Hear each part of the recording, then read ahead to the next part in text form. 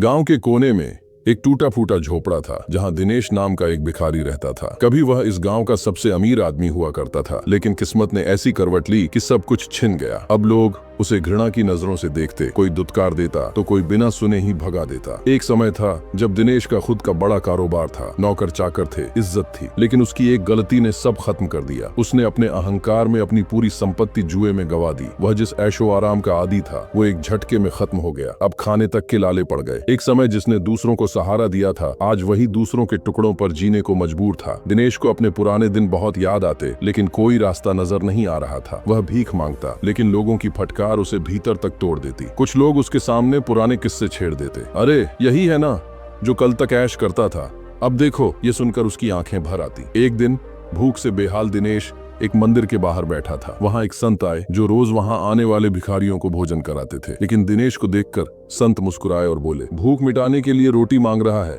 लेकिन आत्मा की भूख कैसे मिटेगी? दिनेश चौंका, बोला, बाबा, आत्मा की भूख? जब पेट में अन्न न हो तो आत्मा की भूख कौन देखता है? संत ने धीरे से कहा, यही सोच तुम्हें यहाँ तक लाई है बेटा। जब तक तुम खुद को केवल एक भिखारी मानते रहोगे, लोग भी तुम्हें वैसे ही देखेंगे, लेकिन अगर तुम खुद को कुछ और समझो तो तुम्हारी तकदीर भी बदल सकती है। दिनेश को बाबा की बात अजीब लगी, लेकिन उनके शब्द दिल को छू गए। रात भर वह उन शब्दों को सोचता रहा। अगले दिन उसने फैसला किया कि भीख मांगने की जगह कोई छोटा काम ढूंढेगा। लेकिन समस्या यह थी कि कौन उसे काम देगा। गाँव के लोग उसे पहचानते थे और कोई भी उसे भरोसे के लायक नहीं मानता था। हार कर वह फिर से मंदिर गया और संत से कहा, बाबा, कोई मुझे काम ही नहीं देता, क्या करूं? संत ने मुस्कुराते हुए एक लकड़ी की टोकरी दी और बोले, पास के जंगल से सूखी लकड़ियां ले आओ, मैं तुम्हें इसके बदले भोजन दूंगा। दिनेश को यह काम छोटा लगा, लेकिन पेट की आग से बड़ी कोई चीज नहीं होती। वह जंगल गया और लकड़ियां इकट्ठा कर लाया। बाबा ने उसे भोजन दिया, लेकिन इसके साथ ही एक और बात कही, आज तुमने मेहनत से खाया, महसूस हुआ? दिनेश को पहली बार संतोष महसूस हुआ। दिनेश रोज लकड़ियां लाने लगा, लेकिन अब वह मंदिर के अलावा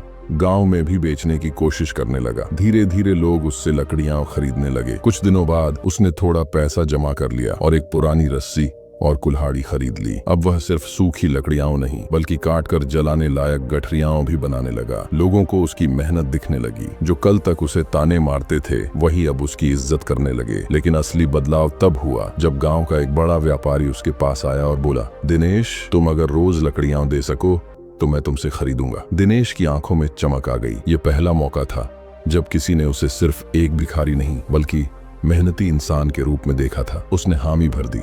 दिनेश ने मेहनत बढ़ा दी।